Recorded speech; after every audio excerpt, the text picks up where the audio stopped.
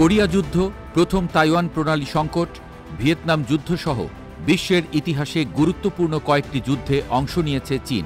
বর্তমানে কোনো দেশের সঙ্গে সরাসরি চীনের কোনো সংঘাত না থাকলেও দক্ষিণ চীন সাগরের প্রায় পুরোটাই দাবি করতে গিয়ে ভিয়েতনাম, ইন্দোনেশিয়া, ফিলিপিন্স আর তাইওয়ানের সঙ্গে চলছে স্নায়ুযুদ্ধ।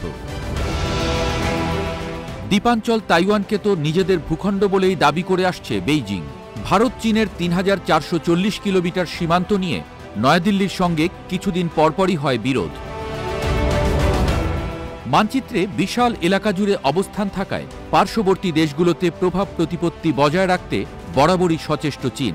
নিজেদের সামরিক শক্তি, রাজনৈতিক অবস্থান আর আর্থিক সক্ষমতা দিয়ে দক্ষিণ পূর্ব এশিয়াতে দিন দিন যেন মধ্যপ্রাচ্যের ইরান হয়ে উঠছে চীন। এবার নিজেদের স্বার্থ রক্ষায় বেইজিংয়ের নজর পার্শ্ববর্তী দেশ মিয়ানমারের গৃহযুদ্ধে।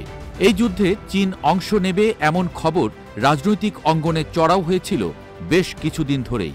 অথচ দক্ষিণ চীন সাগরে আধিপত্যের মতো এই বিষয়টি গণমাধ্যমে চড়াও হয়নি। কিন্তু বিভিন্ন গণমাধ্যমের প্রতিবেদন বলছে মিয়ানমারের সঙ্গে যৌথ উদ্যোগে নিরাপত্তা ব্যবস্থা প্রতিষ্ঠা করতে চায় চীন। কিন্তু এই চুক্তির বিষয়ে প্রকাশিত হয়নি সুস্পষ্ট কোনো তথ্য। কিভাবে এই চুক্তি বাস্তবায়ন হবে নেই তার বিস্তারিত। তবে যদি এই প্রকল্পের আওতায় চীনের সেনাবাহিনীকে মিয়ানমারের অভ্যন্তরে কাজ করতে দেখা যায়, সেটা হবে খুবই সাধারণ বিষয়। বিভিন্ন কারণে মিয়ানমারের গৃহযুদ্ধে ভূমিকা রাখতে চায় চীন। চীন মিয়ানমার অর্থনৈতিক করিডোরের নিরাপত্তা নিশ্চিতের মধ্য দিয়ে দেশের বিনিয়োগ রক্ষা করা তার অন্যতম কারণগুলোর একটি। চীনের স্থাপনা আর নাগরিকদের উপর হামলার আশঙ্কা থাকলেও নেইপিদো বরাবরই তা অস্বীকার করে আসছিল। কিন্তু বাস্তবতা হল নিরাপত্তা নিশ্চিত করা সম্ভব হয়নি। উল্টো চীন মিয়ানমার সীমান্তের অনেকাংশই চলে গেছে বিদ্রোহীদের দখলে।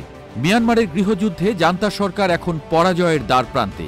সরাসরি সামরিক হস্তক্ষেপ না করলেও বিভিন্ন গোষ্ঠীকে সমর্থন দেওয়ার যথেষ্ট কারণ চীনের আছে।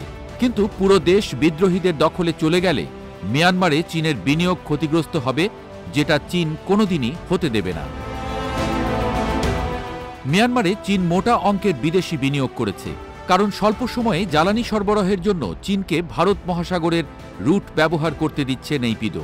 গবেষণা সংস্থা দ্য স্ট্র্যাটেজিস্ট বলছে, নতুন নিরাপত্তা চুক্তি অনুযায়ী চীনের সেনা সদস্য মোতায়েন করা হতে পারে মিয়ানমারে।